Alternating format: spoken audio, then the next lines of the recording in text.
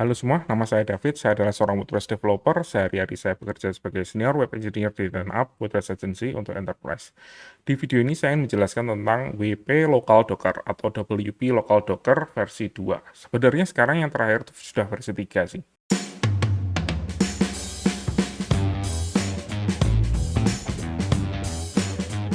Mungkin saya share aja. Iya, ini GitHub-nya, jadi bisa diinstal melalui GitHub ini. Petunjuknya ada di sini semua. Kita install menggunakan npm ya. Untuk petunjuk cara install dan lain sebagainya, bisa dibaca sendiri aja, karena ada dokumentasinya. Yang mau saya jelaskan cara untuk installnya terbaik menurut saya, karena saya pakai Windows ya, itu dengan menggunakan WSL2. WSL itu adalah WSL, Windows Subsystem for Linux.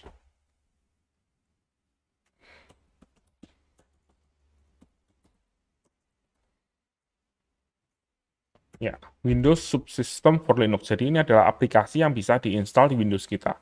Pada dasarnya sih kita bisa nginstal Linux di Windows-nya kita. Kalau kita lihat di start menu di sini ya, bisa dilihat saya ada Ubuntu di sini. Ya, ini adalah Linux. Nah, kalau bisa dilihat ini pakai Linux ya. Nah, jadi ada di sini semua gitu.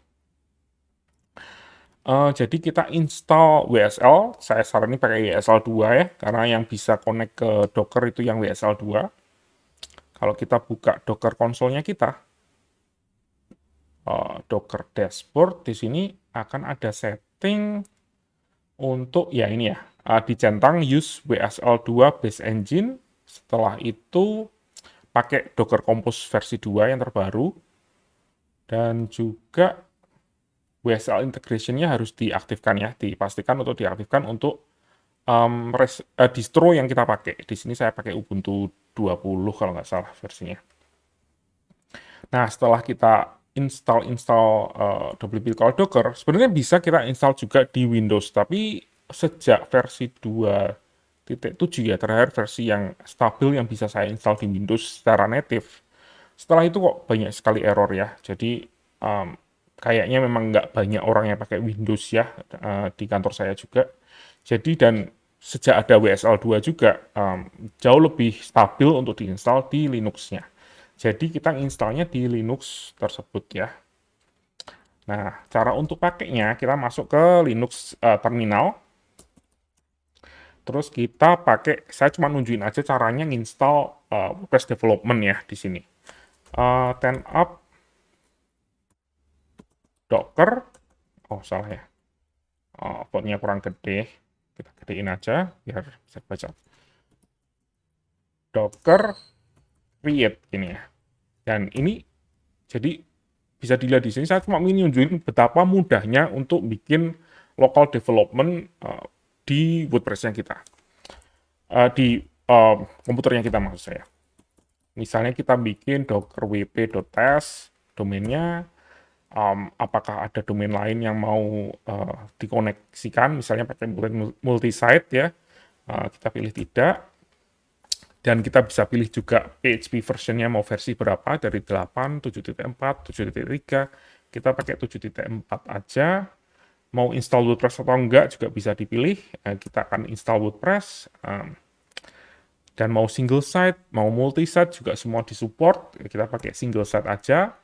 Website name-nya bisa kita set di sini juga, kita biarin aja, username, password, email, mau di remove gak default kontennya, yang hello world itu ya, kita nggak usah aja. Dan kita juga bisa setup proxy ya, reverse proxy untuk medianya kita. Semuanya ada di sini. Dan ini fitur yang mungkin kurang umum ya di dunia WordPress, yaitu dengan menggunakan Elasticsearch.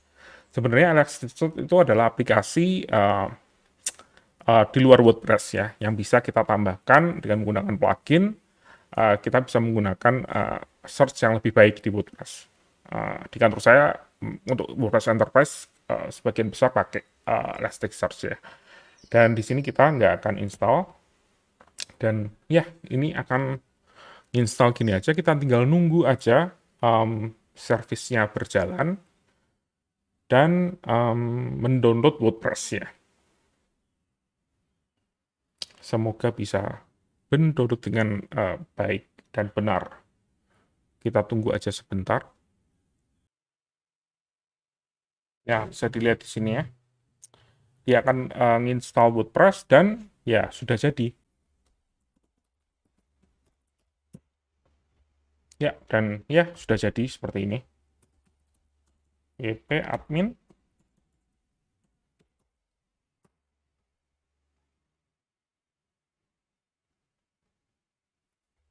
Tadi saya set ya seperti tadi di konsol, username-nya admin, password-nya password.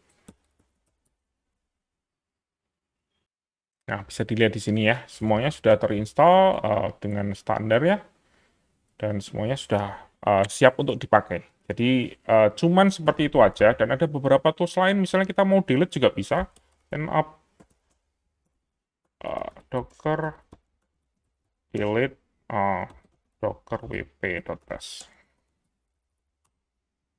Ya, ini bisa kita langsung delete seperti ini, tapi ya kita pilih no aja. Jadi ini memang benar-benar semuanya base-nya di pakai terminal, tapi sangat mudah sekali digunakan. Dan kita juga bisa lihat kontainernya di konsol Docker-nya kita.